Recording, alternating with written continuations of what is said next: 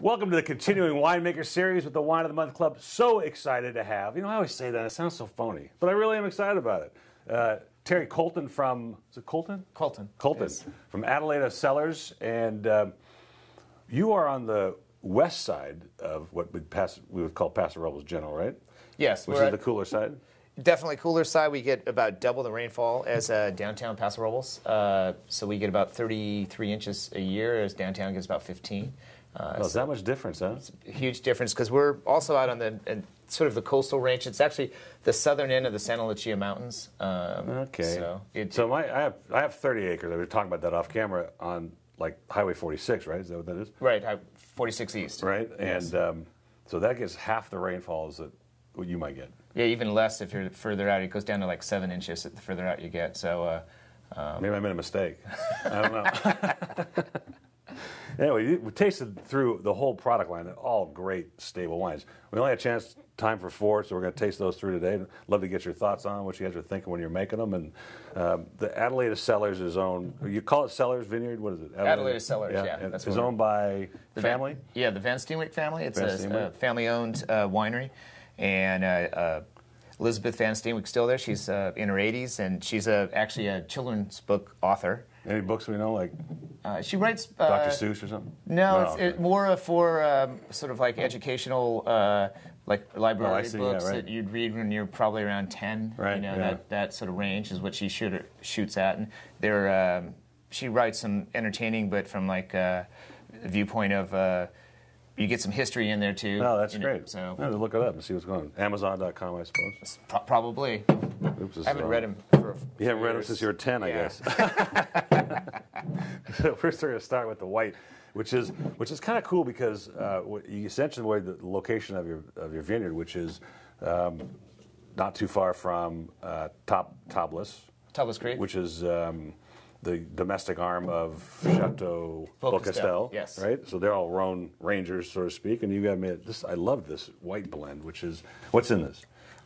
This is a Rousanne, Marsanne, Grenache Blanc, and Viognier blend. It's a blend of all 4 of those grapes.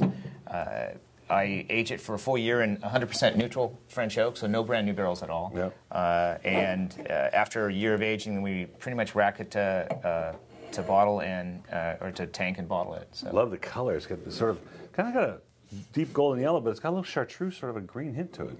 Yeah, it's and the combination. Come from the oak, or what's it come from? I think that comes partially from the neutral barrels, but also from somewhat that Marsanne character, and also aging for a full year gives you a little bit more of that golden. Love the depth.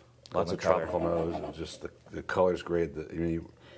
You're excited to taste it just by the color, and the nose is just full of tropical flavors and some coconut and things.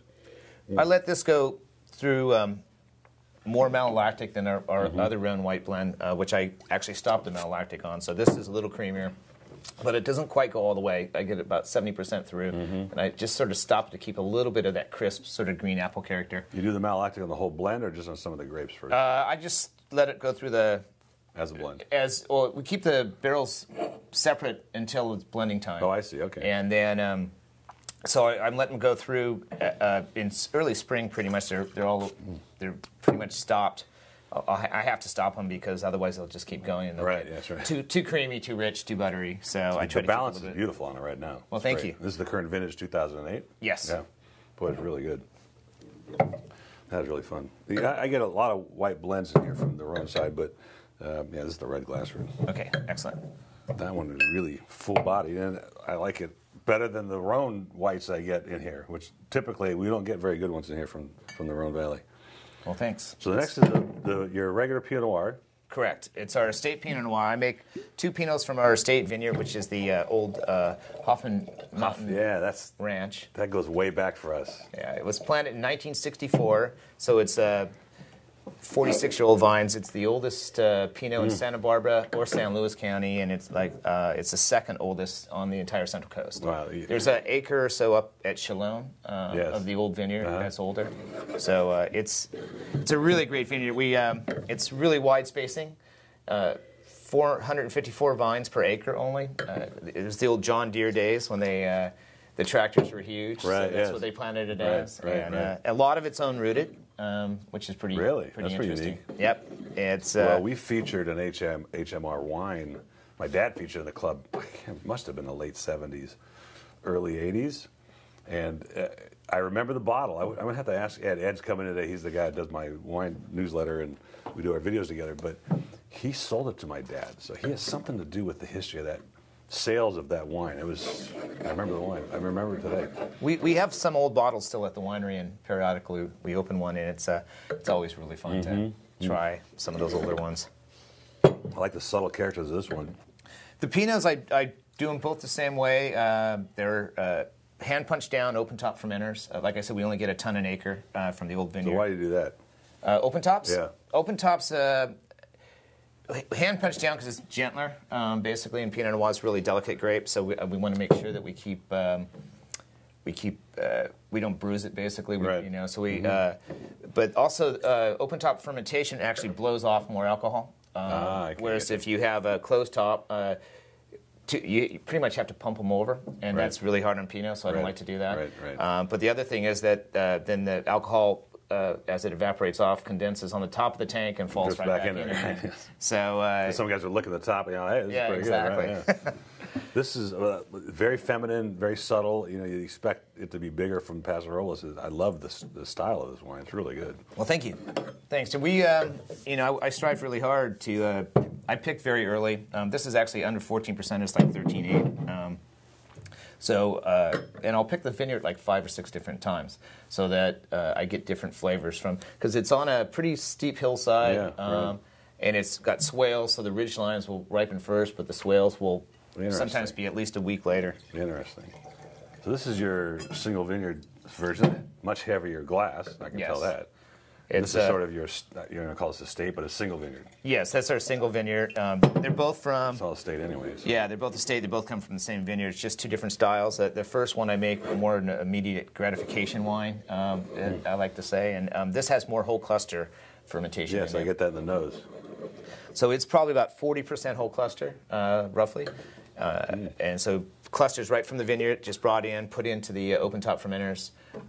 And actually, we have our interns run around on top of them like old school. And sort of squish them down, and then we ferment them for about... Do you pay these guys, the interns, or no? Well, it's more fun when you have girls do it. Yeah, of course. Yeah. So, we have girl interns too. So how much alcohol comes from the... It's carbonic maceration, basically, whole cluster. Well, it's not really. But it's not carbonic, really, because you're smashing them. Grapes, yeah. So how much alcohol from that process do you end up with? Whatever it's sort of a straightforward transfer from what you pick at the sugars at. Yes. So if you're picking at like 24 bricks, you're going to be right around, well, probably high 13s. Okay, so all the alcohol that comes from this wine comes from that process right there. Right? Exactly. That's really. And then. So it's pretty much made at that time. So I use all native yeast on the fermentation.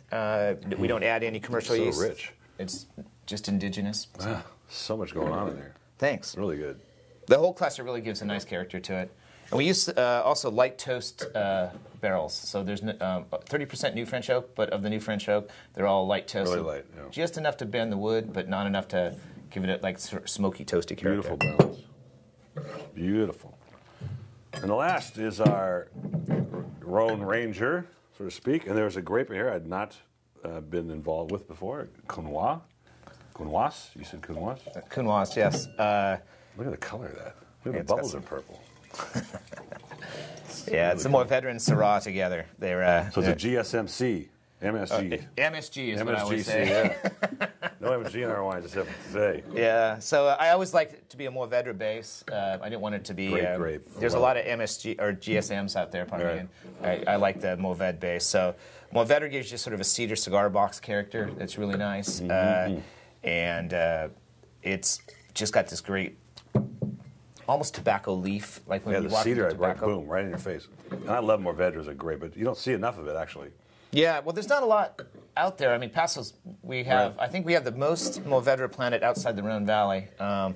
Wow. That's interesting. In the world. Yeah. So, and Paso's pretty, we're pretty well known for our Rhones now. So, this is on the ridge line. This vineyard is on the ridge line above the Pinot Noir. So it's about 1,900 feet, and it's right on that ridge line. And then it just sort of slopes right off. The Syrah that comes from it is literally a 30-degree grade. Is that how's that face the slope? It well, the ridgeline, it faces sort of south, yeah, okay. basically, but it off the ridgeline. It does have a couple swales on there also. It's beautiful country. This has got tons of life in it too, right? Oh yeah, it's nice and bright. Oh, this has got tons of beautiful acid though. It's not bitter acid; it's really smooth acid. Lots of middle fruit, and I get that cigar box and that tobacco, a little chocolate in there. One of the funnest things about making this wine is that there's, you know, I do like to make it a Mourvedre base, but there's no rules. I can put in all the different components because it's a blend of 4 or 5 grapes, and so whatever works. And it's more like you're making a great stew at home, right? You know, and you could I need a little bit more of this and a little more of that in there, or chili, you know, the same idea. One of my favorites. Well, it was great having you here, Terry. Thank you so much for sharing with us the Adelaida philosophy and the wines, and we'll be picking some of these wines up. Great, thanks. Take care. Cheers. Cheers.